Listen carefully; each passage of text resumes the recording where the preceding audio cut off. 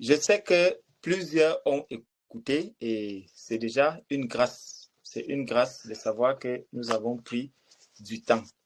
Donc, dans ce message, dans cet enseignement, effectivement, il y a beaucoup de choses que le Seigneur nous a permis de comprendre, de pouvoir écouter.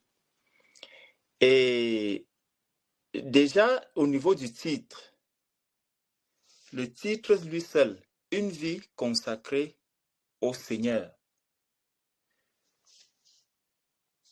Quand on lit ce titre, le titre dit bel et bien celui à qui on consacre déjà la vie.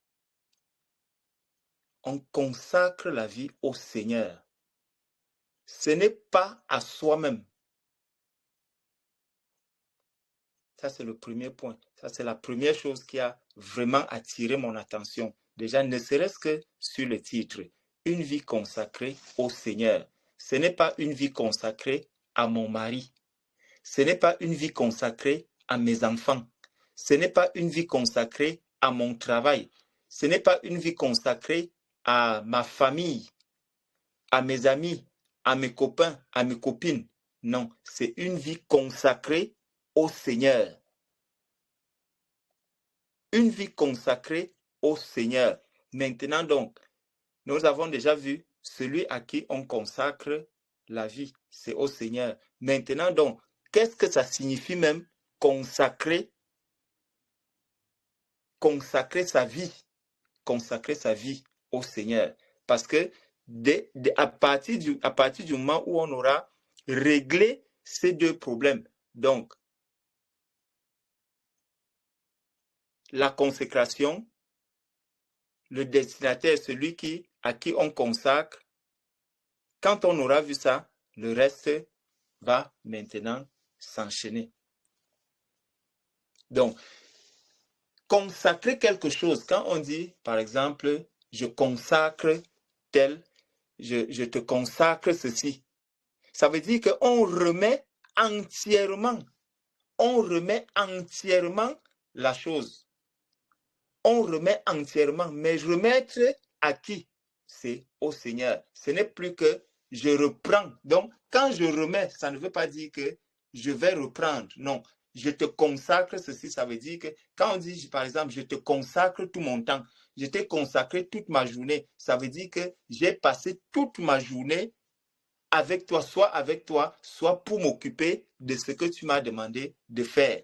Donc, je t'ai consacré toute ma vie. Je t'ai consacré tout mon temps. Donc, je t'ai donné mon temps. Donc, ce temps-là était à toi. C'est toi qui as pris possession de ce temps. Et quand tu as pris possession de ce temps, tu l'as utilisé pour résoudre le problème que tu voulais résoudre, pour faire quelque chose qui n'était pas forcément à ma faveur, mais à ta faveur.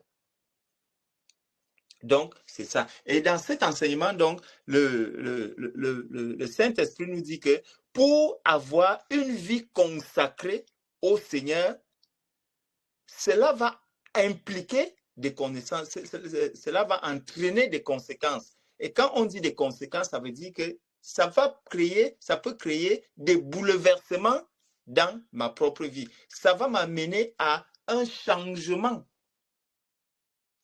Ça va nous amener à un changement, à changer notre comportement, à changer notre manière de vivre, à changer notre manière de voir les choses, à changer notre manière de parler, à changer notre manière de manger même, à changer notre manière de marcher, à changer notre manière de penser, à changer notre manière de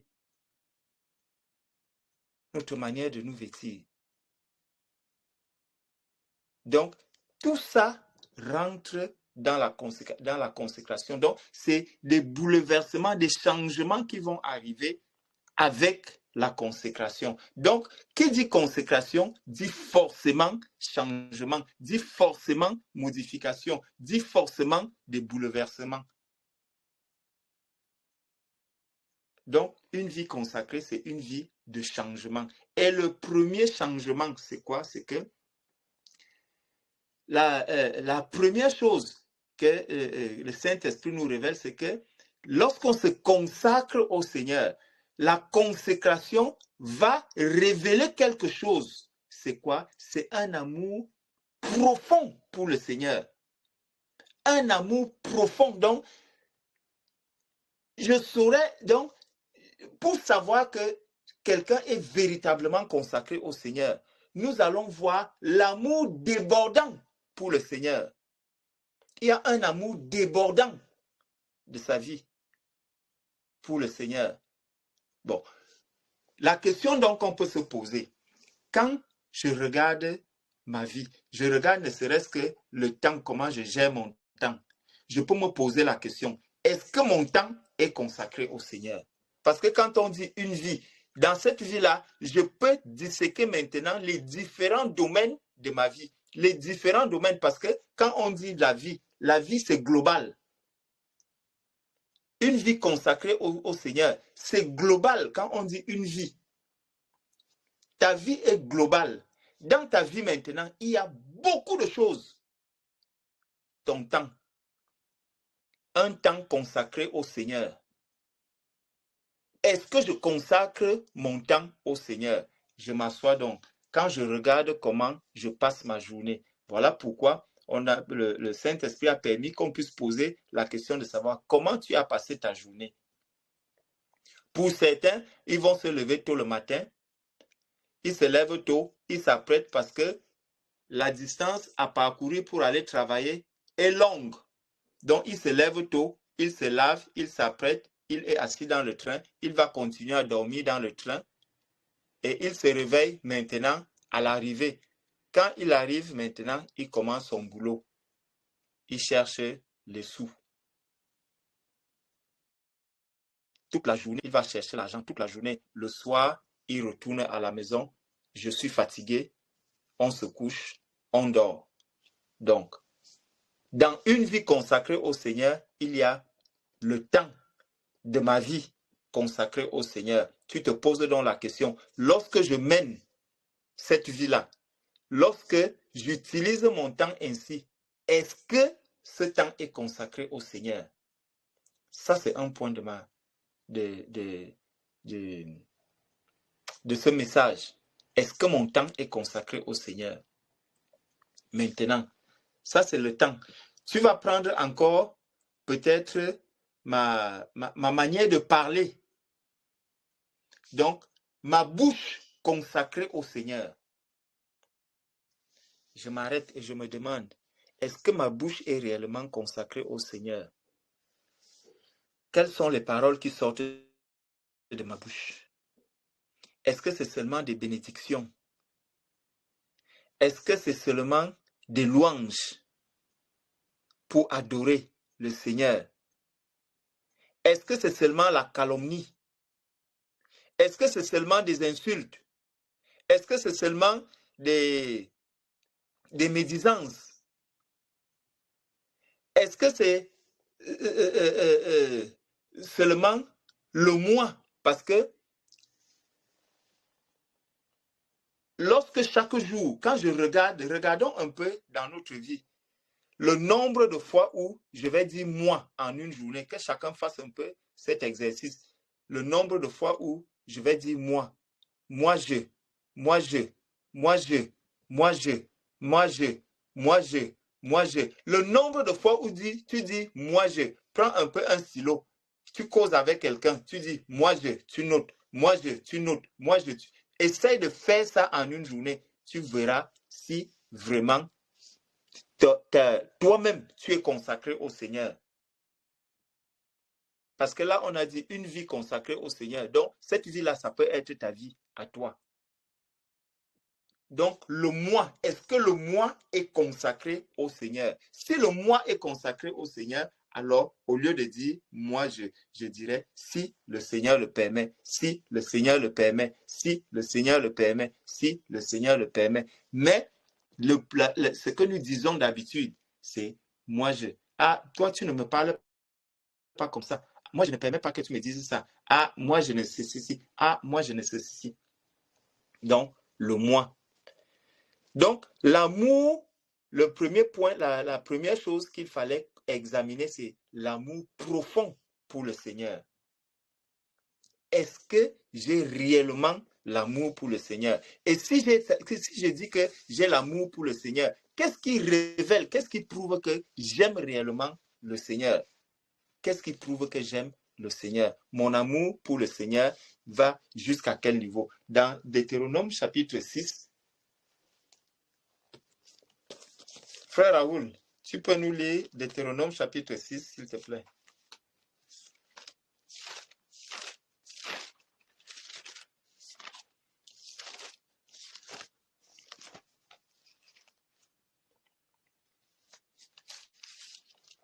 Deutéronome chapitre 6.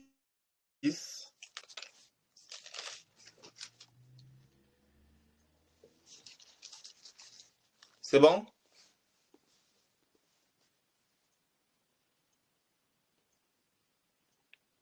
Bon, mon frère Raoul n'est peut-être pas prêt. Deutéronome chapitre 6. Allez, mon frère, je ne sais pas si ça passe chez moi. Ouais. Deutéronome chapitre 6. À partir, nous allons prendre les versets 4 et 5. Écoute Israël, l'Éternel notre Dieu est le seul éternel. L'Éternel notre Dieu est le seul éternel. Tu aimeras l'Éternel ton Dieu de tout ton cœur, de toute ton âme et de toute ta force. Tu aimeras l'Éternel ton Dieu de toute ton âme, de tout ton cœur, de toute ta force. Bon. Donc, ici, il dit le cœur, l'âme et ta force. Est-ce que donc, dans ton cœur, tu aimes réellement le Seigneur? Est-ce que ton cœur te révèle que tu aimes vraiment le Seigneur? Est-ce que dans mon cœur, je vois vraiment que le Seigneur occupe une place très importante, que le Saint-Esprit gouverne jusqu'à... Est-ce que je vois vraiment que le Saint-Esprit a pris possession de mon cœur? Ne l'oublions pas, c'est de l'abondance du cœur que la bouche parle. Donc, lorsque ma bouche sera régulièrement en train de penser, en train de dire, ah, vraiment, je sais que dans mon travail, comment je peux même régler tel problème? Ah, mon travail a même fait ceci. Mon travail, ah, mes enfants, voici la rentrée qui arrive. Je sais qu'à la rentrée, mes enfants vont même faire comment? Quand est-ce que je vais m'aller faire les courses pour la rentrée des enfants? Je sais que je vais même, on va même manger quoi? On va manger quoi aujourd'hui? On va faire ceci. Donc, tu passes toute ta journée à parler des choses qui concernent le monde et non pas le royaume.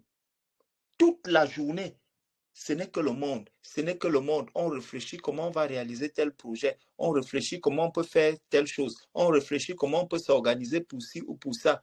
Toute une journée. De l'abondance du cœur, la bouche parle. Donc, est-ce que j'aime réellement mon Seigneur? Quand le monde sort de ma bouche, les pensées du monde, donc les projets du monde sont remplis dans mon cœur et se révèlent au travers de mes paroles. Est-ce que je peux réellement dire que ma bouche est consacrée au Seigneur? Nous pouvons encore prendre Jean chapitre 14. Jean chapitre 14.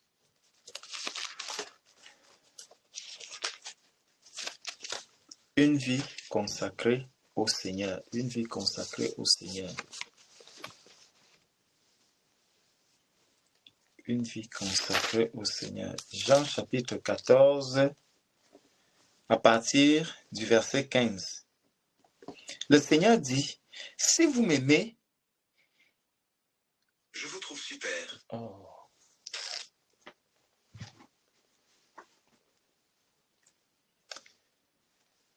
Jean chapitre 14, verset 15, il dit, si vous m'aimez, gardez mes commandements. Si vous m'aimez, gardez mes commandements. Et moi, je prierai le Père, et il vous donnera un autre consolateur, afin qu'il demeure éternellement avec vous. Donc, le Seigneur allie à la fois l'amour et ses commandements. L'amour et ses commandements. Les commandements du Seigneur, c'est quoi? C'est les instructions que le Seigneur donne. Le Seigneur donne des commandements, le Seigneur donne des instructions. Et il va donner tous ces commandements-là pour que nous puissions les suivre, pour que nous puissions obéir, pour que nous puissions nous arrimer à ces commandements, pour que nous puissions nous aligner à ces commandements, pour que nous puissions prendre, pour que ces recommandations, ces enseignements, ces instructions prennent vie en nous. Donc que nous nous unissons. Donc je dois m'unir au commandement du Seigneur. Je dois faire un avec la parole de Dieu, avec la volonté de Dieu. Je dois entrer dans la volonté de Dieu, marcher sur la voie que le Seigneur a tracée, avancer sur le chemin que le Seigneur a tracé. Il dit, celui qui m'aime garde mes commandements, il garde mes instructions. Donc les instructions du Seigneur doivent être gardées. Nous devons les garder. Et pour garder ces commandements, regardons, examinons-nous nous-mêmes. Examinons-nous nous-mêmes. Est-ce que nous gardons réellement les commandements du Seigneur? Est-ce que nous gardons les commandements du Seigneur? Quand nous voyons comment est-ce que nous nous comportons, comment est-ce que nous nous comportons dans notre quotidien? Le Seigneur me demande, je prends un exemple banal, de nous aimer les uns les autres. Comment est-ce que j'aime mon frère? Comment est-ce que j'aime ma sœur? Est-ce que je suis vrai dans l'amour que je manifeste à mon frère? Est-ce que je suis vrai dans l'amour que je manifeste à ma sœur? Comment je vis cet amour? Est-ce que c'est simplement un amour de façade, un amour des lèvres? Ou est-ce que c'est réellement un amour qui vient du fond de mon cœur? Est-ce que quand il y a une situation, je prends une situation, il y a deux personnes qui sont dans le besoin. Il y a mon frère, ou je vais même prendre mon enfant qui est dans le besoin et l'enfant de quelqu'un d'autre qui est dans le besoin. Vers qui est-ce que je vais d'abord me tourner? Vers l'enfant. Supposons cet enfant-ci, il a besoin d'une paire de chaussures. Le mien aussi a besoin d'une paire de chaussures. Vers qui je vais me tourner? On va me dire non, celui-ci peut avoir des parents et ses parents vont lui acheter des chaussures. Celui-ci, bon, comme c'est le mien, il faut quand même que je m'occupe des miens. Il faut quand même que je m'occupe de celui-ci parce que Dieu me demandera les comptes sur ton enfant, sur mon enfant. Bon, quand nous regardons nous-mêmes, le gaspillage que nous faisons aujourd'hui, les maisons sont pleines de chaussures. Nos maisons, on cherche même quoi en faire. Nos maisons sont pleines de vêtements. On cherche même quoi en faire. Les caves sont déjà pleines. Quand c'est déjà trop plein, on prend, on va jeter à la poubelle. Mais on va voir un enfant qui a 6 paires de chaussures. Il fait quoi avec 6 paires de chaussures? Mon bien-aimé.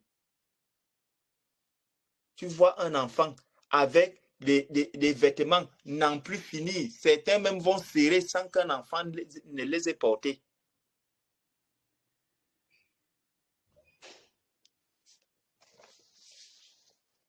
C'est un problème.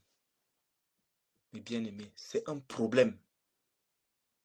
Ça veut dire que dans notre cœur, il y a quelque chose qui n'est pas correct.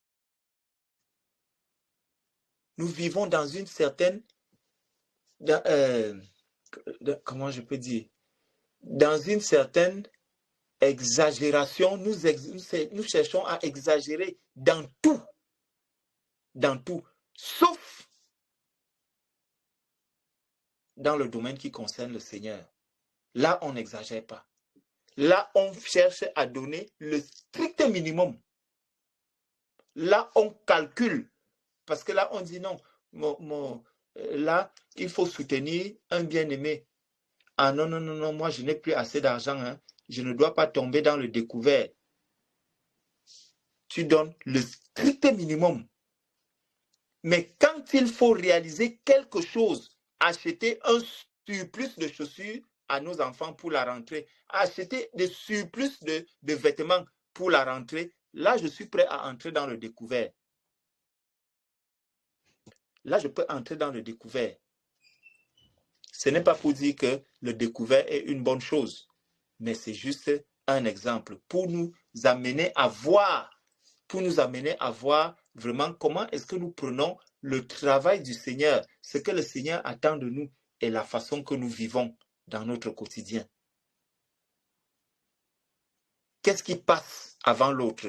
Là, le livre de Deutéronome, il a dit que tu aimeras l'Éternel, ton Dieu, de tout ton cœur, de toute ton âme, de toute ta force. Quand on dit la force, ça veut dire qu'il y a quelque chose, il faut que je me lance, il faut que je m'adonne. Et quand on parle de force, ça veut dire qu'il y a des résistances, il y aura des résistances. Mais la force qui viendra, il n'a pas dit que la force de Dieu, non, il a dit de toute ta force, de toute ta force. Donc, il y a en toi une capacité qui doit t'amener à aller au-delà de ce que ta chair est capable de faire, de ce que ton être, l'être que tu as là, est capable de faire. Tu dois aller au-delà de ça. Et quand tu auras franchi cela, quand tu auras traversé cette étape, alors tu sauras que oui, je commence déjà à aimer le Seigneur. Je commence à aimer le Seigneur. Donc, l'amour, le Seigneur nous a parlé de l'amour. Et quand il nous a parlé de l'amour, il nous a encore rappelé une autre chose, c'est que nous devons apprendre à nous confier au Seigneur. Nous devons apprendre à nous confier au Seigneur. Tout ça, c'est dans le même enseignement. Nous devons apprendre à nous confier au Seigneur. Donc, je me confie au Seigneur. Mais comment je me confie au Seigneur? Quand est-ce que je me confie au Seigneur? Est-ce que c'est lorsque la difficulté arrive que je vais maintenant me confier au Seigneur? Est-ce que c'est quand je vois un danger au-devant de moi? Est-ce que je me confie au Seigneur simplement pour mes propres problèmes ou pour les problèmes des autres? Tout ça, c'est toujours dans une vie consacrée, ma vie que je consacre au Seigneur. Parce que si je cherche simplement à me confier au Seigneur au moment où j'ai des problèmes, lorsque je dois lui présenter mes soucis, lorsque je dois lui présenter mes demandes de travail, lorsque je dois lui parler de ma propre vie, de la vie de mes enfants, parce qu'on va prendre du temps pour prier. Oh Seigneur, protège ma famille, vraiment ma famille, ma famille. Il y a les chaînes dans ma famille, il y a des liens dans ma famille. Quand on prie pour sa famille, pour délier les liens, pour briser les chaînes, on peut passer une journée à genoux.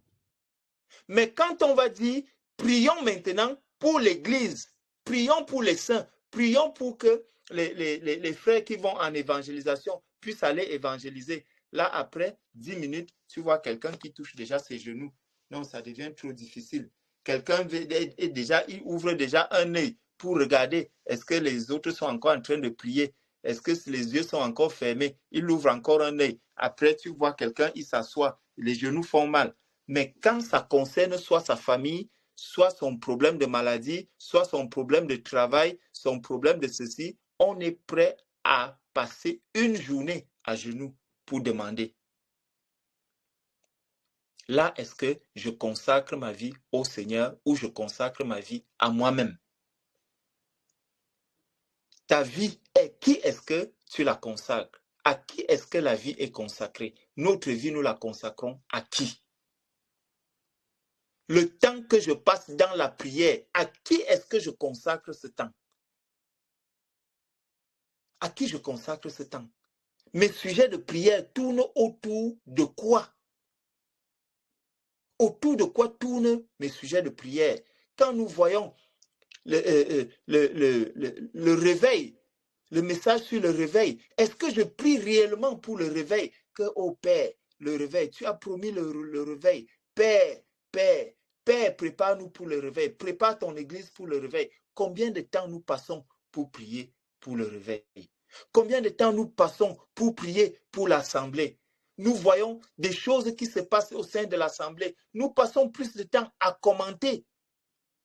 Ah, est-ce que vous avez encore vu ce qui s'est passé? Il y a encore telle chose qui s'est passée. Il y a encore ceci qui est arrivé. Il y a encore ça qui se passe. Oh, voilà ce qui se passe. Nous pouvons passer là 3 heures de temps dans les commentaires. Mais quand on va se mettre à prier, on va prendre 2 minutes. Oh Père, souviens-toi de notre assemblée. Fais du bien à tous mes frères. Fais du bien à toutes mes sœurs. Oh Père, je t'en supplie. Aide-nous, aide-nous au nom de Jésus-Christ de Nazareth. Amen. Tu te lèves. Pourtant, tu as passé 2 à 3 heures de temps à commenter sur la vie de l'Église, sur la vie de l'Assemblée. Si tu as passé 3 heures dans les commentaires, passe au moins 4 heures aussi dans la prière. Donc, tu prends chaque domaine sur lequel tu as échangé, sur lequel tu as commenté. Prends chacun de ces domaines, tu te mets à genoux, tu commences à prier là-dessus. Pour que le Seigneur voit que réellement, tu prends à cœur les choses du royaume. Allons nous confier au Seigneur. Confions-nous au Seigneur avec notre cœur pour des sujets qui glorifient le Père, les sujets qui réjouissent le cœur du Père, les sujets qui vont toucher le cœur du Père. C'est aussi cela, consacrer sa vie au Seigneur. Consacrer sa vie au Seigneur, non pas consacrer sa vie à soi-même. À soi-même. Donc, le Seigneur nous a parlé au travers de ce message. Il y avait encore un autre point, les chrétiens face à la souffrance. Les chrétiens face à la souffrance. Oui, où le Saint-Esprit nous révélait que ce n'est pas parce qu'on se consacre au Seigneur que nous n'aurons pas de souffrance. Ce n'est pas parce que nous nous consacrons au Seigneur que les douleurs ne vont pas arriver. Ce n'est pas parce qu'on se consacre au Seigneur que les difficultés même ne vont pas arriver. Mais nous devons faire confiance au Seigneur. Nous devons savoir que la souffrance est attachée. La souffrance est attachée à l'appel des chrétiens. Tu as été appelé au Seigneur. Attends-toi à la souffrance. Le Seigneur ne nous dit-il pas dans 1 Pierre chapitre 4 au verset 1, il dit « Armez-vous de la pensée de souffrir ». Nous devons nous armer de la passion, de la pensée de souffrir. Ça veut dire que quand je viens au Seigneur aujourd'hui, même comme plusieurs vont dire que non, le Seigneur a dit, tout ce que vous demanderez à mon nom, je le ferai. Oui, au nom de Jésus, je demande le ciel. Au nom de Jésus, je demande la terre. Au nom de Jésus, je demande à être le président de la France. Au nom de Jésus, je demande à être aussi le président des États-Unis la même année. Au nom de Jésus, je demande aussi à être le président de l'Allemagne la même année. Donc, la même année, demande au Seigneur d'être président de 3 nations. Tu verras si cette prière va être exaucée. Une vie consacrée au Seigneur. Nous devons nous armer de la pensée de souffrir. Ce n'est pas un message de quoi? Une vie sur du tapis. Non, ce n'est pas ça. Quand nous voyons ceux qui nous ont précédés, quand nous voyons ceux-là qui ont servi le Seigneur, qui ont été consacrés au Seigneur, les disciples consacrés au Seigneur, plusieurs d'entre eux ont souffert. Ils ont énormément souffert. Mais même dans leur souffrance, personne n'a abandonné. Personne n'a lâché. Nous nous souvenons de l'histoire d'Élisée parce que ce message commence justement par une question qu'un bien-aimé avait posée sur Élisée. Et le Saint-Esprit rappelait que, et le corps d'Élisée, les ossements d'Élisée ont pu ressusciter un mort. Mais Élisée est mort de maladie.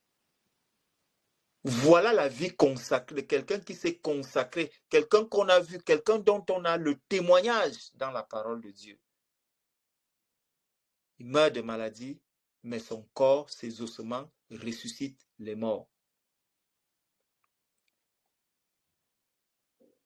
Donc ce n'est pas parce que l'on est consacré au Seigneur, ce n'est pas parce qu'on marche avec le Seigneur, ce n'est pas parce qu'on s'abandonne au Seigneur que la souffrance n'est pas là. Non. Au contraire, cette souffrance doit nous amener à nous rapprocher davantage de notre Seigneur et à comprendre que réellement, cette terre-ci n'est pas la nôtre. Nous avons une espérance dans la cité céleste, la cité où, si c'est la maladie dont tu souffres ici, au ciel, il n'y aura plus de maladie. Si c'est la famine dont tu souffres ici, au ciel, il n'y aura plus de maladie. Si c'est de la stérilité même dont tu souffres sur cette terre, au ciel, il n'y a pas de stérile. Le manque, tout ce qui te manque, tout ce qui te fait souffrir ici, certaines, c'est parce que tellement c'est difficile dans le mariage. Le mariage est tellement difficile. Mon frère, ma soeur, au ciel, tout cela ne sera même pas un souvenir. Ça ne sera même pas un souvenir pour toi. Donc, la souffrance que nous endurons sur cette terre, cette souffrance doit plutôt nous amener davantage à nous rapprocher du Seigneur et à comprendre que de nous-mêmes, nous ne pouvons rien faire. Tu peux avoir de l'argent, tu peux avoir du matériel, mais lorsqu'une maladie arrive, le monde appelle cela des maladies incurables. Lorsqu'elle arrive dans ta vie, tu n'as plus moyen de t'en sortir. Est-ce que c'est en ce moment que tu vas chercher à t'attacher à la parole de Dieu, mon frère? Est-ce que c'est lorsque tu ne seras plus en mesure de marcher de tes deux pieds, de parler, d'accomplir les œuvres que le Seigneur a préparées d'avance pour toi? Est-ce que c'est au moment où tu ne seras plus en mesure de les accomplir que tu vas chercher la Bible, que tu vas chercher à prendre du temps pour prier le Seigneur? Lorsque tes forces t'auront abandonné, lorsque tu seras incapable de faire quoi que ce soit, est-ce que c'est en ce moment, mon frère, ma soeur, que tu comprendras que Jésus-Christ est réellement Seigneur? Est-ce que c'est en ce moment que tu te tourneras réellement vers le Seigneur pour dire, je dois consacrer ma vie au Seigneur? Lorsque ta vie n'aura plus de sens, lorsque ta vie ne sera plus qu'un triste souvenir, lorsque tu n'auras même plus peut-être les dents, lorsque tu n'auras plus de quoi te présenter, même lorsque tu ne seras plus que l'ombre de toi-même, est-ce que c'est en ce moment que tu vas dire, je consacre ma vie au Seigneur? Est-ce que c'est en ce moment que la souffrance d'aujourd'hui ne te rende pas aveugle? Que la souffrance que tu endures aujourd'hui ne te rende pas sourd. Que la souffrance d'aujourd'hui ne te rende pas ignorant de qui est ton Seigneur, qui est ton Sauveur. Que la souffrance que tu endures aujourd'hui, mon frère, ma soeur, ne te rende pas abruti. Mais tu dois savoir quelle est l'espérance qui s'attache à l'appel que tu as reçu du Seigneur. L'espérance qui s'attache à l'appel que chaque chrétien, chaque disciple de Christ a. Il y a une espérance qui s'attache à cet appel. La souffrance ne doit pas retourner ton cerveau. Tu dois rester lucide. mon frère. Tu dois rester lucide, ma soeur. Peu importe les difficultés. Peu importe les difficultés. Par quelle souffrance nos prédécesseurs ne sont-ils pas passés? Par quelle souffrance ceux qui nous ont précédés ne sont-ils pas passés? Ils ont subi l'ignominie, subi l'humiliation, subi les rejets à cause de l'espérance qu'ils avaient au Seigneur et de la gloire qui était visible concernant le royaume.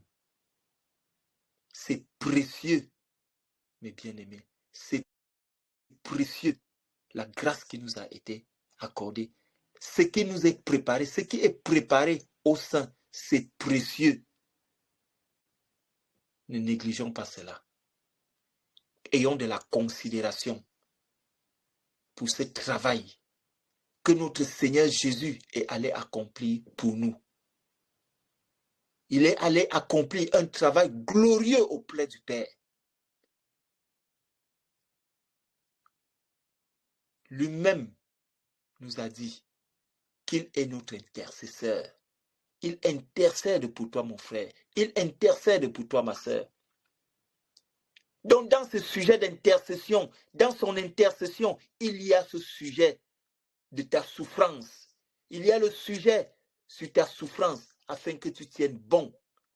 Afin que tu tiennes bon. Afin que tu tiennes bon. Ne regarde pas ce que l'on va dire autour de toi. Ne regarde pas ce que l'on va raconter autour de toi. Mais souviens-toi de ce Dieu qui t'a appelé. Il est fidèle. Il est fidèle et il ne t'abandonnera pas. Donc le Seigneur nous a parlé effectivement de la souffrance. Et cette souffrance, elle a une valeur. Elle a une valeur pour celui-là qui se consacre au Seigneur. Pour celui-là qui consacre sa vie au Seigneur. Celui-là qui cherche le Seigneur, qui veut plaire au Seigneur. La souffrance ne constitue plus un obstacle pour lui. Il n'y a plus de barrière. Il est prêt à franchir toutes les barrières. Il est prêt à avancer.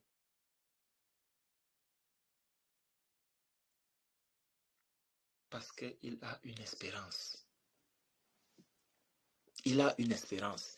Nous allons prendre 2 Timothée, chapitre 2.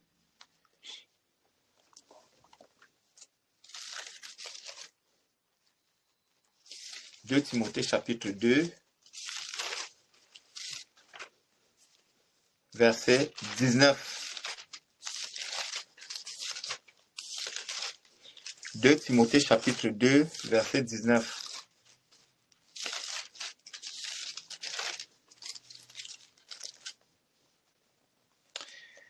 Voici ce qui est écrit dans 2 Timothée, chapitre 2, verset 19. Néanmoins, le solide fondement de Dieu reste debout avec ses paroles qui lui servent de sceau. Le Seigneur connaît ce qui lui appartient. Et quiconque prononce le nom du Seigneur, qu'il s'éloigne de l'iniquité. Quiconque prononce le nom du Seigneur, qu'il s'éloigne de l'iniquité. Ça, c'est un commandement. Et le Seigneur nous a dit que celui qui l'aime garde ses commandements. Dimanche dernier, nous avons appris que le Saint-Esprit vient pour nous amener à vivre une vie de sainteté, à vivre une vie sans péché, à vivre une vie de sainteté, à vivre une vie sans péché. Or, le péché s'attache à quoi? D'où vient le péché? D'où vient l'iniquité? L'iniquité vient de notre attachement au monde. L'iniquité vient de notre attachement au monde.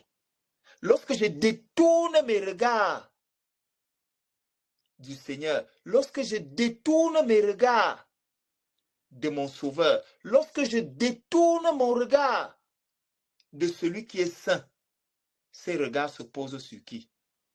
Sur celui qui est unique. Donc, dès que j'enlève mes regards de celui qui est parfait, ces regards se posent sur celui qui est imparfait. Et c'est là que je commence à marcher comme le monde veut que je marche. Parce que si je m'éloigne du royaume, si je m'éloigne du Père, je me retrouve où? Je me retrouve dans le monde. Or, le Seigneur nous avait dit, je vous laisse dans le monde, mais vous n'êtes pas du monde. Vous n'êtes pas du monde.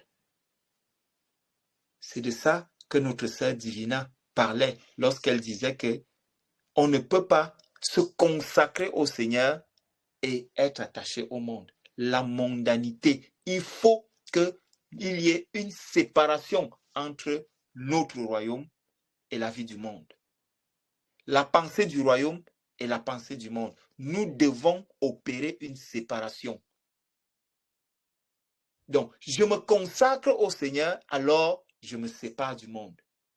Tu ne peux pas vivre comme le monde veut et dire que nous sommes en train de marcher comme le Seigneur le veut. Ce n'est pas lorsque je vais à l'assemblée, lorsque je vais rencontrer mes frères et mes sœurs, c'est là où je mets une longue jupe, je mets une longue robe. Lorsque je vais maintenant à mon travail, je mets une jupe qui est serrée, une jupe qui montre toutes les formes. Là, quelqu'un me croise, on va dire, hey, c'est une sœur ici, on ne te reconnaît plus. Pourtant, quand je vais à l'assemblée, je suis une autre personne. Ça veut dire que lorsque je fais les activités du monde, je fais exactement comme le monde veut. Après, quand je vais faire les activités du royaume, je commence à faire comme le royaume demande, comme le Père demande. Ça, ce n'est pas une vie consacrée au Seigneur. Ce n'est pas une vie consacrée au Seigneur. Je dois me conformer. Je dois me conformer aux règles de mon royaume. Je dois me conformer à la vie de mon royaume. Je dois savoir que partout où je suis, j'amène le royaume auquel j'appartiens. Un chrétien n'est pas chrétien de l'assemblée. Un chrétien, un disciple de Christ n'est pas disciple dans l'assemblée. Il est disciple partout où il se trouve. Donc, même quand il dort, il est disciple. Quand il est dans la rue, il est disciple. Quand il est dans le train, il est disciple. Quand il est même dans un magasin, il est disciple. Disciple et disciple de Christ. Ce n'est pas le disciple d'un certain endroit. Ce n'est pas le disciple d'un certain moment. Non, on est disciple à tout moment, à plein temps. Et donc, ma vie doit refléter le royaume auquel j'appartiens. Mon langage doit refléter le royaume auquel j'appartiens. Mon comportement doit révéler le royaume auquel j'appartiens. Ça veut dire que les enfants qui sont là au milieu de nous, la façon que vous vous comportez lorsque vous êtes dans l'assemblée, c'est de la même façon que vous devez vous comporter lorsque vous êtes même à l'école. Vous devez avoir un comportement qui est différent de celui des enfants qui ne connaissent pas le Seigneur. À partir de là, les enfants, vous pouvez commencer à dire que ma vie, je la consacre au Seigneur. Je consacre ma vie au Seigneur. Je consacre ma vie au Seigneur. Ma soeur Grâce, est-ce que le frère Patou est encore là?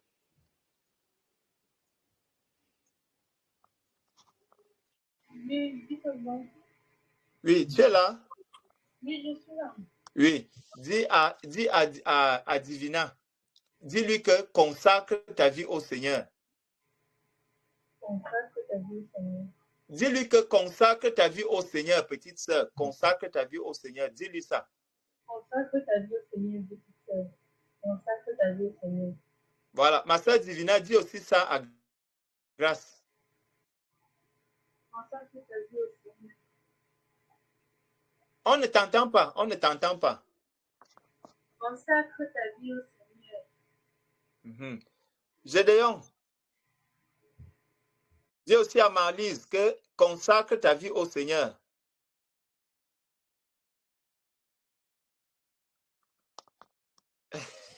Prince. Prince, dis à Marlise que consacre ta vie au Seigneur.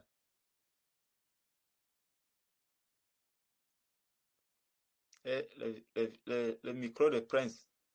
Aidez Prince à ouvrir le micro. Amen.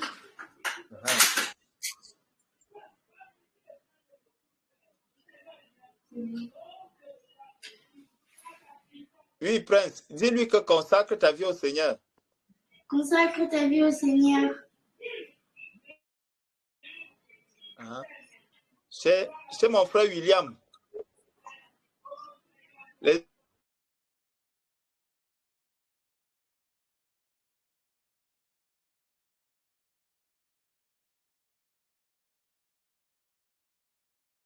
Oui, mon frère. Il ne t'entend pas, le micro, il est fermé. Vas-y, Mathieu. Gadiel, dis, consacre ta vie au Seigneur.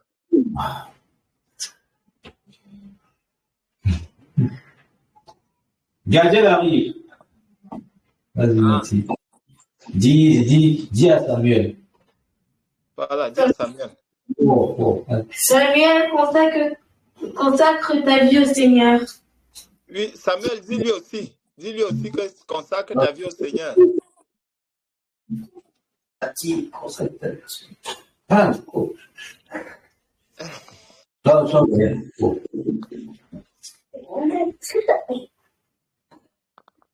Bon. Gadiel, vas-y, dis à Nati consacre ta vie au Seigneur. Allez, fort. Allez, fort. On t'entend pas. Vas-y. Vas-y, fort. Consacre ta vie au Seigneur. Nati. Nati, toi aussi dis à Gadiel que consacre ta vie au Seigneur. Gadiel, consacre ta vie au Seigneur. Amen. Amen. C'est lui que je dis. Abigail, toi aussi dis que consacre ta vie au Seigneur. Dis à mon frère Kylian que consacre ta vie au Seigneur. Fort. Consacre ta vie au Seigneur. Kylian. Alléluia. Encore, Abigail. Dis encore. Consacre ta vie au Seigneur. Non, au Seigneur. Au Seigneur. Dis Kylian, consacre ta vie au Seigneur. Kylian, consacre ta vie au Seigneur. Oui, Kylian, toi aussi dis que Abigail, toi aussi consacre ta vie au Seigneur. Abigail, consacre ta vie au Seigneur.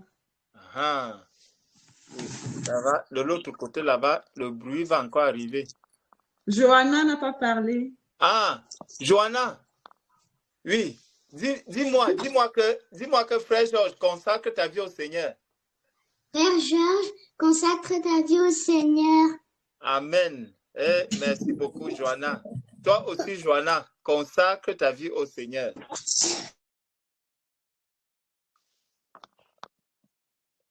Frère Franck, est-ce qu'il est là?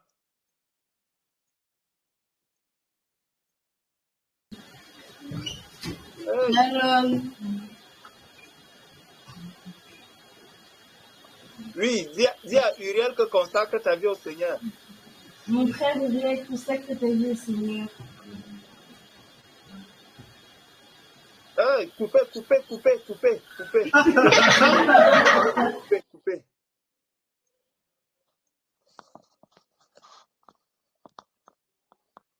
Donc, nous devons consacrer notre vie. Nous devons consacrer notre vie au Seigneur.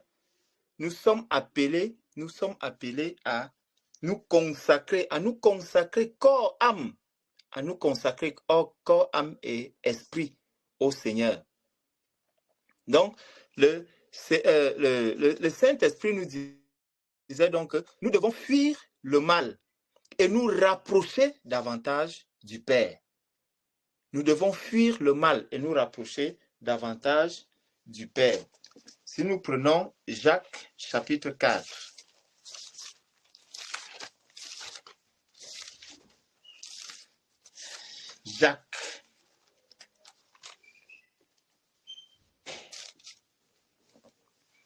Jacques chapitre 4.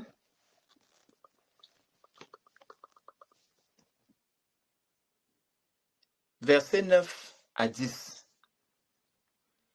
Versets 9 à 10 nous disait: sentez votre misère, soyez dans le deuil et dans les larmes, que votre rire se change en deuil et votre joie en tristesse. Humiliez-vous devant le Seigneur et il vous élèvera. Je vais encore applaudir pour Maman Abigail.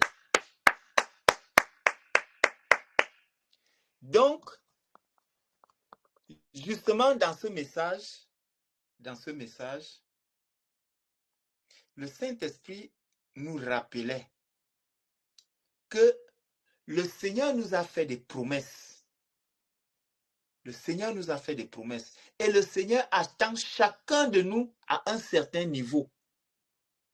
C'est pour ça que quand nous lisons la parole de Dieu, nous entendons des messages tels que celui qui se sanctifie encore.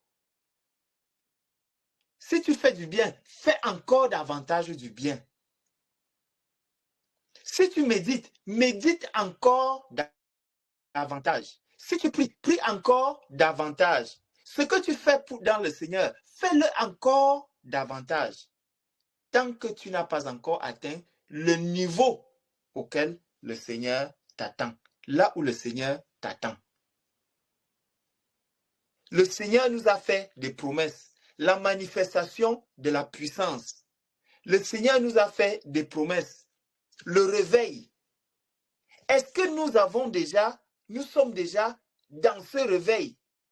Est-ce que nous sommes satisfaits de la façon dont les choses se passent?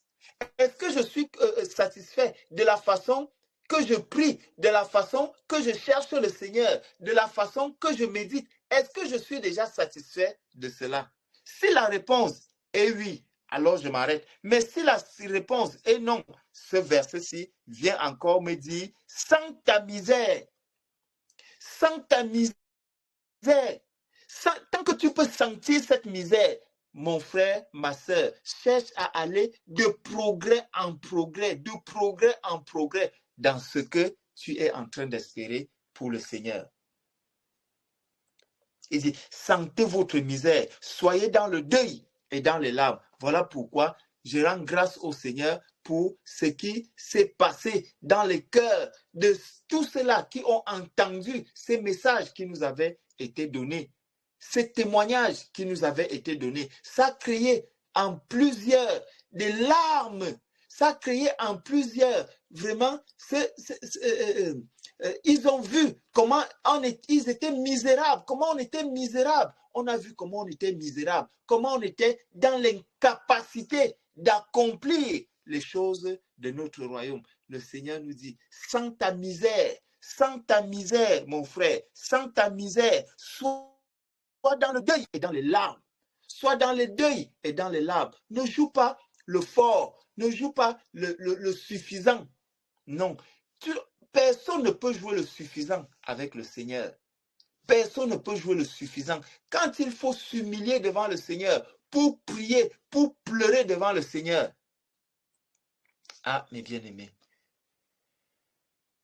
C'est parce que souvent, nous disons que nous avons le cœur attaché à l'espérance qui s'attache vraiment à cet appel que nous avons reçu du Seigneur. Mais si le Seigneur te dit: lève-toi. Tu arrives à un endroit, fléchis tes genoux là, lève les mains vers le ciel, afin que, et commence à crier Jésus, Jésus, Jésus revient, Jésus revient.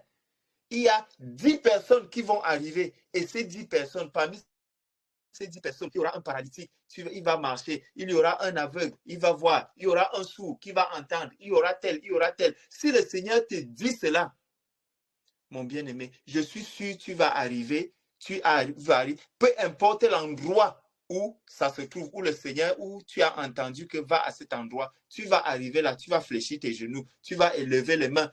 Peu importe, même si la police est là, même si qui est là, tu vas te mettre à crier, tu vas te mettre à faire tout ce qui t'a été demandé. Si nous ne faisons pas ça, ne nous trompons pas. C'est parce que dans notre cœur, on se demande, est-ce que réellement je peux même faire ça? Est-ce que réellement ça peut même s'accomplir? À certains moments, même on va dire, ah, non, je ne peux quand même pas faire ça à cet endroit-ci. Je vais avoir honte, je vais avoir ceci. Mais si tu as réellement la conviction dans le cœur que si je le fais, ça va s'accomplir, mon frère, tu le feras. Tu le feras certainement. Si nous ne le faisons pas, c'est parce que nous n'avons pas la conviction. C'est parce que nous ne sommes pas sûrs que... Ah, on a dit que les paralytiques vont marcher. Si j'arrive même là, je commence à appeler tous les paralytiques qu'il y a dans cette ville. Peut-être je vais partir de là, c'est la gendarmerie qui viendra seulement me ramasser. Mais pourtant, rien ne te dit que quand tu vas arriver là, tu le fais, les paralytiques ne vont pas marcher. Mais nous sommes dans l'hésitation. Nous sommes encore dans les raisonnements. Nous sommes encore dans des questionnements. Nous sommes encore nous sommes encore en train de clocher. Un pied dedans, un pied dehors. Je vais même faire comment et si ça ne marche pas? Et si ceci ne se passe pas? Certaines personnes même, celui-là ne peut pas se lever comme ça dans un train et commencer à dire que Jésus revient bientôt, repentez-vous.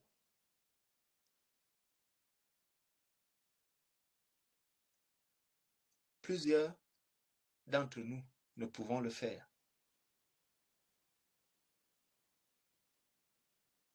Mais rempli du Saint-Esprit,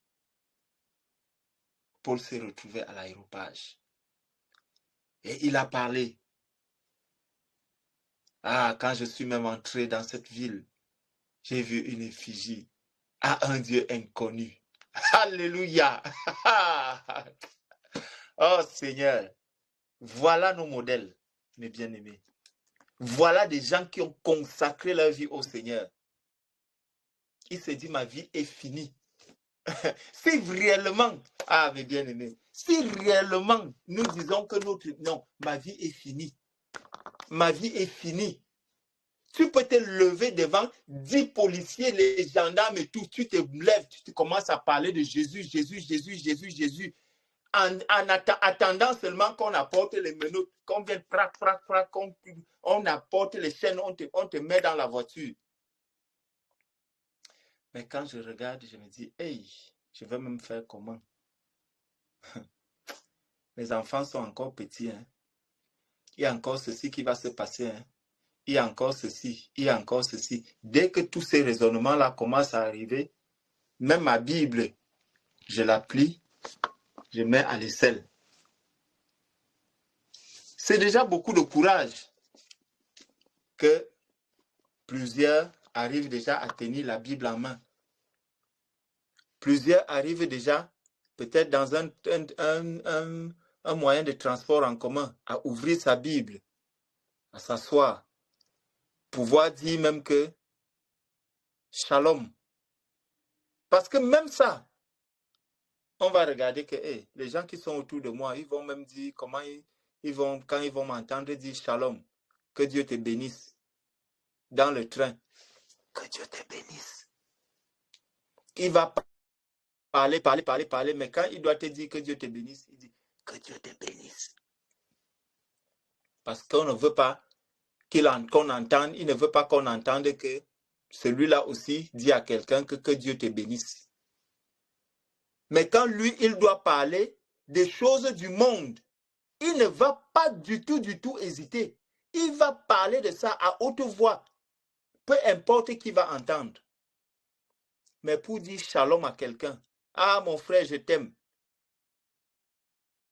Plusieurs sont incapables de le dire. Plusieurs seront incapables de le dire. Shalom mon frère, ah je t'aime. Que Dieu te bénisse. Ah, nous servons un Dieu puissant. Jésus-Christ est demeure. Jésus-Christ est Seigneur. Jésus-Christ est Seigneur. Combien peuvent le dire? On va le dire quand nous serons seuls à la maison. Quand nous serons arrivés à la maison ou quand je serai seul en train de marcher dans la rue, là, je vais pouvoir dire que Dieu te bénisse. Je vais pouvoir dire shalom. Une vie consacrée au Seigneur. Celui qui a une vie consacrée au Seigneur ne vit plus pour lui-même. Il ne vit plus pour lui-même. Il s'abandonne totalement au Seigneur. Il se dit, je n'ai plus de vie. Ma vie, c'est Christ. Ma vie, c'est Jésus. Et là, on voit dans cet appel, dans ce message de l'apôtre Jacques, qui vient nous dire que sentez votre misère, soyez dans le deuil et dans les larmes, que votre rire se change en deuil et votre joie en tristesse. Humiliez-vous devant le Seigneur et il vous élèvera. Rentrez dans l'intimité. Rentrons dans l'intimité, mes bien-aimés. Rentrons dans l'intimité. Nous devons rentrer dans l'intimité. Nous devons passer du temps dans le jeûne. Nous devons passer du temps dans la prière. Ce n'est pas normal, mes bien-aimés, ce n'est pas normal que nous attendons que quand à la fin du mois, on va nous dire, ah, nous allons jeûner de 6 heures jusqu'à la fin de la prière le dimanche. Alors, tu te dis, ah, je vais encore jeûner à la fin du mois. Non, impose-toi des temps de jeûne, mon frère. Impose-toi des temps de jeûne, ma soeur. Prends du temps pour jeûner. Pour jeûner. Tu vas devant le Seigneur. Tu vas devant le Seigneur. Seigneur Saint-Esprit, me voici. Me voici. Me voici. Me voici. Seigneur, me voici.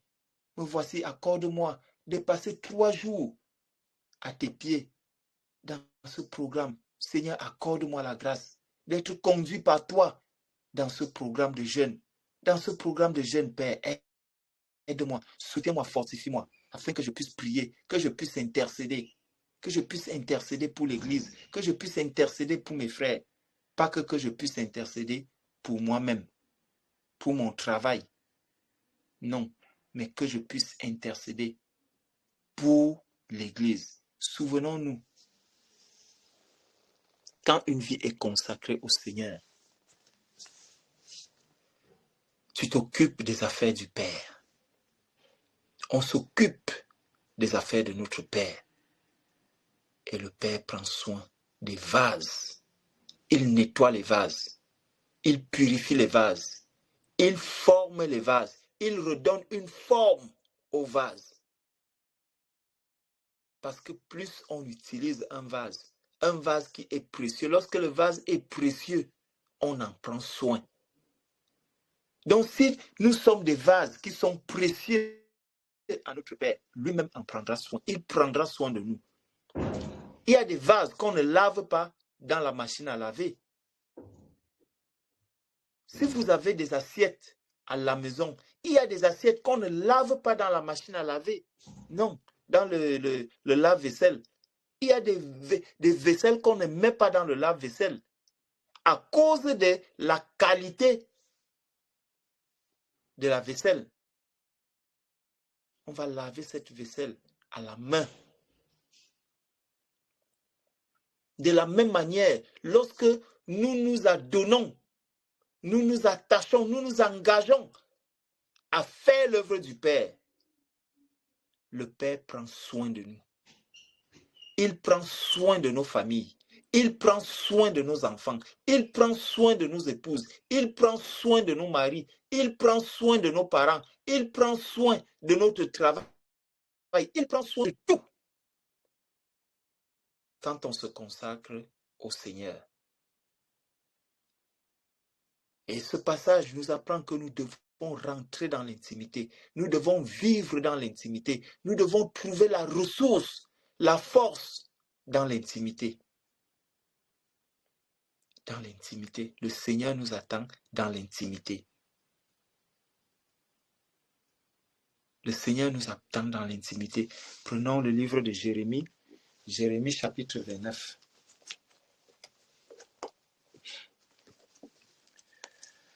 Alléluia.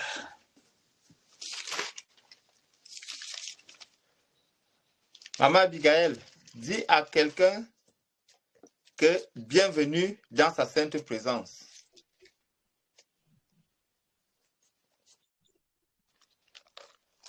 Ma sœur, ma fille, Marie de Madela.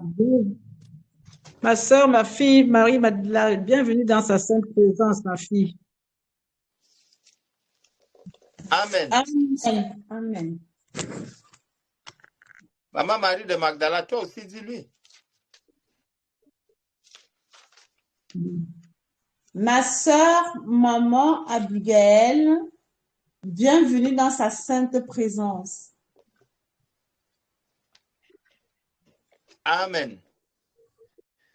Jérémie chapitre 29, nous allons prendre 2 versets dedans. Amen, amen. Sois abondamment béni et les enfants. Amen, amen. Amen. Jérémie chapitre 29, du verset 13 au verset 14. Il dit, vous me chercherez et vous me trouverez. Si vous me cherchez de tout votre cœur, vous me chercherez et vous me trouverez. Si vous me cherchez de tout votre cœur, bien-aimé, cherchons notre Seigneur. Cherchons-le. Et quand tu cherches le Seigneur, quand nous cherchons le Seigneur, le Saint-Esprit nous a donné un secret dans ce message. Il nous a dit que ce n'est pas forcément la première fois que la chose va s'accomplir. Il peut bien accomplir la chose dès que tu ouvres la bouche et que tu commences à prier. Les choses peuvent s'accomplir. Ce que tu as demandé, la prière peut être exaucée. Dès la première fois que tu as ouvert la bouche, Daniel, ta prière a été exaucée. Dès que tu as ouvert la bouche que Père, j'ai besoin d'un travail.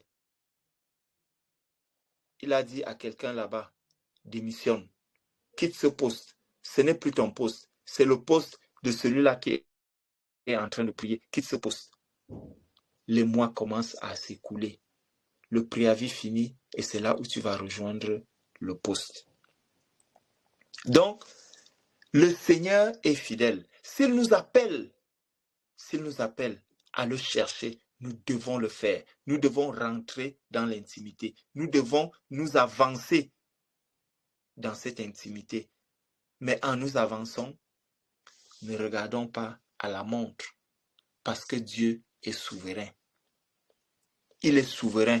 Il connaît le moment que tu dois recevoir. Il connaît le moment pendant lequel il doit accomplir la volonté qui est la sienne pour toi. Il connaît le moment qu'il doit faire cette chose. Donc, le Seigneur nous a parlé. Le Seigneur nous a dit que nous ne devons pas rester dans cette conformité avec le monde dans lequel nous sommes. Mais nous devons sortir du monde. Nous devons sortir du monde, nous écarter du monde, nous éloigner du monde, laisser les choses du monde à ceux qui sont dans le monde et à ceux qui sont du monde. Parce que ceux qui sont du monde, ils s'occupent déjà assez de leurs choses. Ils s'occupent déjà assez des choses qui sont de leur milieu. Mais nous qui sommes du royaume, occupons-nous aussi des choses de notre royaume. Occupons-nous aussi de ce qui regarde notre royaume. Les choses du royaume sont abandonnées. Nous avons abandonné les choses du royaume. Nous avons abandonné ce qui concerne le royaume pour venir discuter la place et les affaires avec ceux qui sont du monde, dans leur royaume, dans le monde. Je vais faire court pour ne pas exagérer dans le temps que nous avons. Nous devons savoir que le Seigneur nous appelle à un attachement, à une consécration, une véritable vie de consécration, donc un attachement total, une soumission totale à notre Père. Le Seigneur nous attend afin que nous puissions être ces vases qu'il veut utiliser. Le Seigneur veut t'utiliser, il veut se servir de tes membres, il veut se servir de ta bouche, il veut se servir de tes pieds, il veut se servir de ton corps, il veut se servir de ton être tout entier. Mon frère, ma sœur, tu es précieuse aux yeux de l'Éternel. Tu es précieux aux yeux de l'Éternel, mon frère. Tu es précieuse aux yeux de l'Éternel, ma sœur. Petits enfants, vous êtes précieux aux yeux de notre Seigneur. Nous sommes tous précieux aux yeux de notre Seigneur. Ne nous laissons pas traîner dans la boue. Que le monde ne nous utilise pas plus que notre Père ne nous utilise. Nous devons nous séparer du monde. Nous ne devons plus avoir le langage du monde. Il faudrait que ceux qui nous voient, ceux du monde qui nous voient, qu'ils puissent trouver des modèles, qu'ils puissent dire, ah, j'aime être avec telle femme, j'aime être avec tel collègue, parce qu'elle dégage quelque chose. Quand tu lui poses un problème, ce n'est pas avec arrogance qu'elle va te répondre. Ce n'est pas avec mépris qu'elle va te répondre. Mais c'est avec beaucoup d'amour. C'est avec beaucoup d'amour. Telle personne, elle est tellement gentille, elle est tellement sympa. Elle est tellement sympa. Mais les enfants du royaume, nous avons laissé le monde nous envahir. Parce que quand tu arrives dans un milieu professionnel, tu vas entendre, ah non, moi on ne me fait pas ça, hein. Moi on ne me fait pas ça, hein. On ne me marche pas sur les pieds, hein. Moi on ne me marche pas sur les pieds, tu ne me fais pas ça, tu ne me fais pas ci, tu ne me fais pas ça, tu ne me fais pas ci, ah moi non, on ne me fait pas ça, moi non, je ne mange pas de ce plat, non, moi je ne mange pas de ce plat, alors tu vas te calmer, hein. Alors ça, rapidement, tu restes comme ça. Tu regardes, tu dis, ah, ça c'est le monde. Oui. Mais quand tu vas voir un chrétien ou une chrétienne, tu ressens le même langage. Donc comme la mondaine a tourné le langage, et elle ne parle plus comme moi je parle ici. Parce que quand je parle, on dit toujours que ah, tu as le langage des Africains. Tu parles comme les Africains. Je vais faire comment? Je suis né en Afrique. Je suis né en Afrique, donc je vais continuer à parler comme je parle. Mais quand tu vas voir une chrétienne, même si tu es africaine comme moi, oh non, moi aussi on ne mange pas sur les pieds. Hein. Moi aussi on ne me mange pas sur les pieds. Non, moi je te dis, tu ne me marches pas sur les pieds. Non, non, je ne marche pas comme ça. Je ne marche pas comme ça. Tu regardes, tu dis, ok. Où est la différence entre celui qui est du monde et celui qui est en Christ? La vie consacrée au Seigneur, elle ne s'arrête pas à la porte d'entrée de ton bureau, à la porte d'entrée de ton service. Tu ne déposes pas le manteau de la consécration là. Non. Continue avec le manteau de la consécration. La vie consacrée au Seigneur, nous devons l'amener partout où nous sommes. Nous devons la vivre. Nous devons porter ce manteau-là sur nous, sur chacun de nous. Que chacun se dise, je vais me séparer de mon moi. Ouvre le micro et dis, je veux me séparer de mon moi. Je veux me séparer de mon moi. Je veux me séparer de mon moi. Je veux me séparer de mon moi. Voilà. Je veux me séparer de mon moi. Ce n'est pas que dans tout. Ah, moi, on monte, moi, on descend, moi. Si on te donne même tout le toit, tout toi, si on te remplit de toi, tu penses vraiment que tu seras heureux?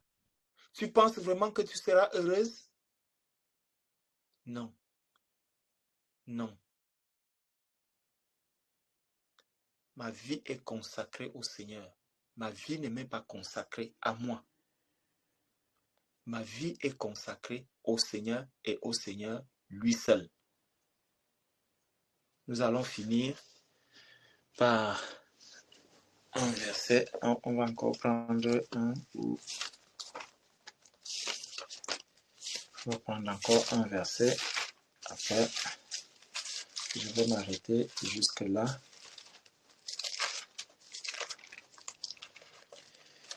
On va prendre un verset.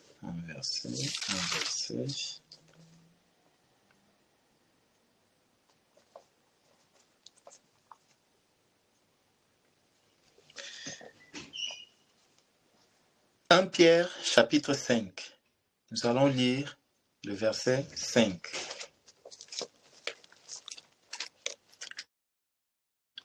1 Pierre,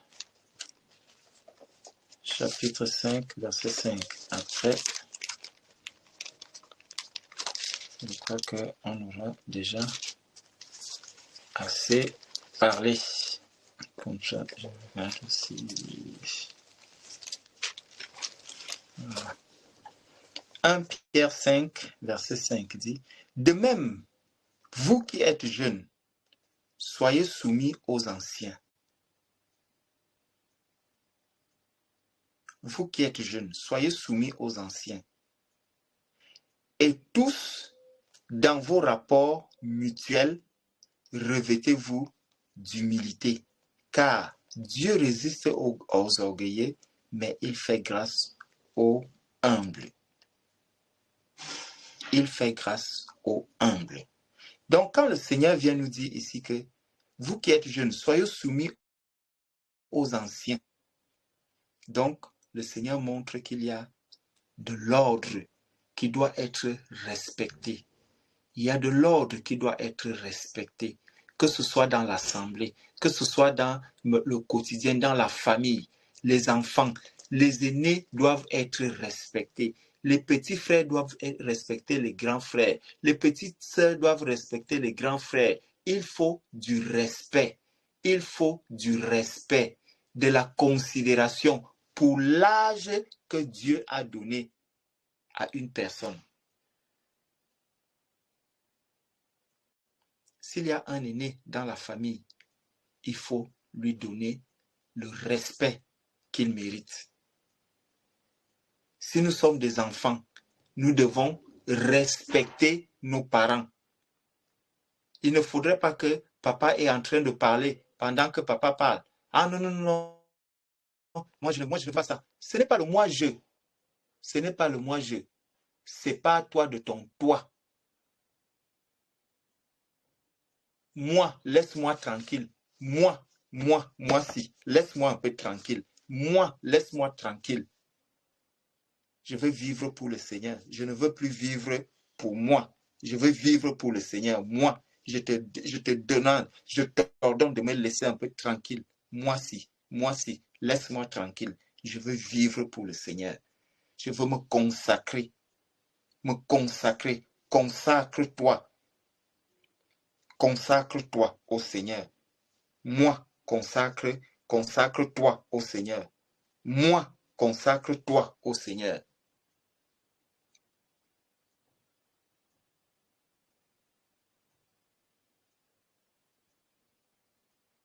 Donc, le Seigneur nous dit, il nous dit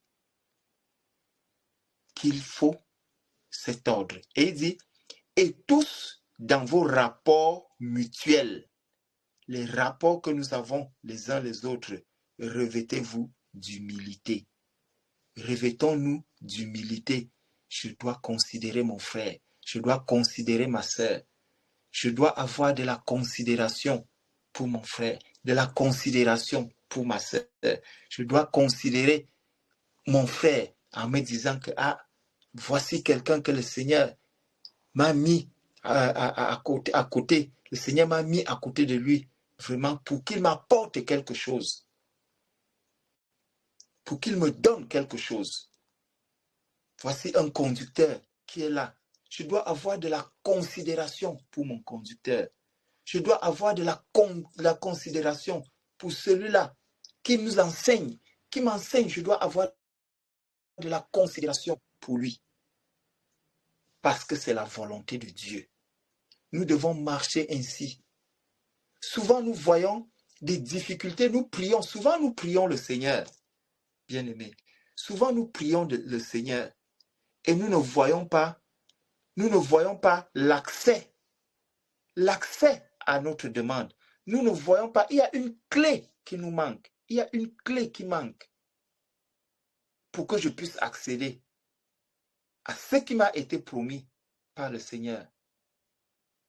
Cette clé, elle peut être détenue par quelqu'un que tu ne considères même pas. Par une personne que tu ne considères même pas. Par une personne peut-être que tu balais du revers de la main. Ça peut être quelqu'un qui t'a fait du bien. Tu as négligé le bien qu'il t'a fait. Tu as oublié le bien qu'il t'a fait. Tu n'as pas considéré ce bien que cette personne t'a fait. Tu as balayé ce bien-là du revers de la main. Pourtant, c'est peut-être la dernière farine qu'il avait chez lui qu'il t'a donnée pour que tu manges. C'est peut-être la dernière bouteille d'huile qu'il t'a donnée pour que tu manges. Mais tu as balayé ça du revers de la main. Et tu vois comment est-ce que tu frappes, tu frappes, tu frappes, tu frappes, ça ne s'ouvre pas. Tu frappes, ça ne s'ouvre pas. Tu frappes, ça ne s'ouvre pas. Est-ce que tu t'es posé la question, qu'est-ce qui fait blocage? C'est aussi ça, se consacrer au Seigneur, s'abandonner entre les mains du Seigneur, afin de dire, Seigneur,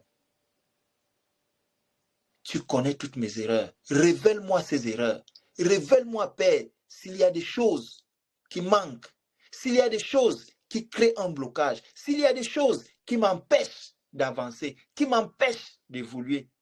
Seigneur, révèle-moi ces choses. Révèle-moi ces choses, Père. Je veux avancer. Je ne veux plus rester sur place. Je ne veux plus marquer le pas sur place. Père, révèle-moi ces choses. Révèle-moi ce qui me manque.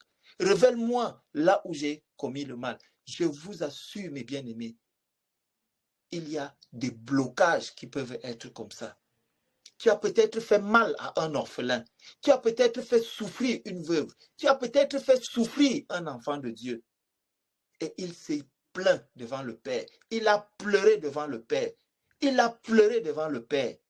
Tu as négligé cela. Tu as balayé cela du revers de la main. Cette personne peut détenir la clé. La clé de l'exaucement à une prière. Elle peut détenir la clé de l'exaucement.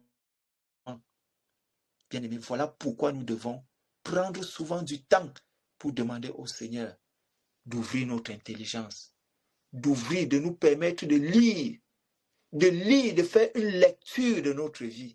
Père, donne-moi de faire une lecture de ma vie passée. Donne-moi de faire une lecture. Père, peut-être quelque part, il y a quelque chose qui est caché.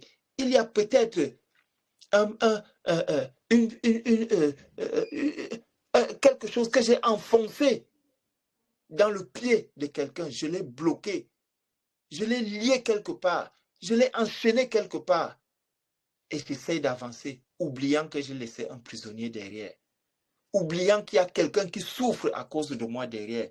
Oubliant qu'il y a quelqu'un qui continue de pleurer encore aujourd'hui à cause de moi derrière. Mais quand j'ai vu une petite ouverture, je n'ai pas considéré, je n'ai plus considéré tout le bien, parce que je nous assure, mes bien-aimés, il y a des personnes qui ont vécu dans des situations. Tu as grandi avec des personnes dans une famille où il y avait une femme. Cette femme était misérable, mais elle se battait pour acheter à manger. Elle se battait, peut-être elle allait au marché, elle vendait pour 500 francs, elle prenait les mêmes 500 pour acheter du riz, pour vous acheter du haricot. Toi qui n'étais même pas de ses entrailles, elle t'a élevé. tu es devenu un grand homme aujourd'hui, tu es devenu une grande femme, tu as abandonné cette femme. Tu l'as oublié, complètement oublié. Aujourd'hui, tu te consacres seulement à aider ta propre famille. Tu as oublié cette personne qui t'a fait du bien. Cette personne que tu as oubliée peut détenir une clé de ta vie. Mon bien-aimé, elle peut détenir une clé de ta vie. Tu as fait souffrir quelqu'un dans ta vie. Tu as fait souffrir quelqu'un dans ta vie. Tu as oublié cela. Tu as abandonné. Pourtant, la personne jusqu'à aujourd'hui continue de souffrir. Peut-être tu as détruit le mariage de quelqu'un. Tu as détruit un couple. Et ce n'était même pas dans le but de te marier avec l'homme. Mais l'homme s'est attaché à toi. Tu l'as abandonné. Tu as détruit son couple. Aujourd'hui, tu cherches à refaire ta vie. Tu n'arrives pas. Tu n'arrives pas. Pose-toi la question. Qu'est-ce qui s'est passé? Est-ce qu'il y a une clé? Est-ce qu'il y a quelqu'un qui détient la clé? Est-ce qu'il y a quelqu'un qui détient une clé? Le frère nous a tant enseigné sur la restitution, sur des choses que nous pouvons négliger dans notre vie, mais qui peuvent être des dangers pour notre avancement, pour notre progrès. Ces orphelins à qui nous avons eu à faire du mal, ces veuves à qui nous avons eu à faire du mal, ces personnes âgées à qui nous avons eu à faire du mal, nous ne les avons pas considérés. Ces personnes qui nous ont fait du bien, mais nous les avons balayé leur bien du revers de la main. Nous n'avons pas considéré tout le bien que ces personnes nous ont fait. Nous avons balayé ça du revers de la main. Ces personnes peuvent détenir une clé de notre marche. Lorsque nous consacrons notre vie au Seigneur, les choses doivent se mettre en règle. La vie doit être réglée. L'horloge doit se mettre à l'heure. À l'heure. À l'heure. Pour que toi, tu ne lises pas l'heure à l'envers, mais que tu lises l'heure au bon endroit. Que tu saches lire l'heure d'Israël, pas l'heure de Babylone. Lisons l'heure d'Israël. Regardons ce qui se passe à Israël. Je sais qu'il est tard. Que le Seigneur, le Dieu de gloire, nous bénisse, qu'il nous fortifie, qu'il nous restaure et qu'il nous amène à nous consacrer véritablement au Seigneur. Laissons le monde vivre avec ceux qui sont du monde. Cherchons à plaire à notre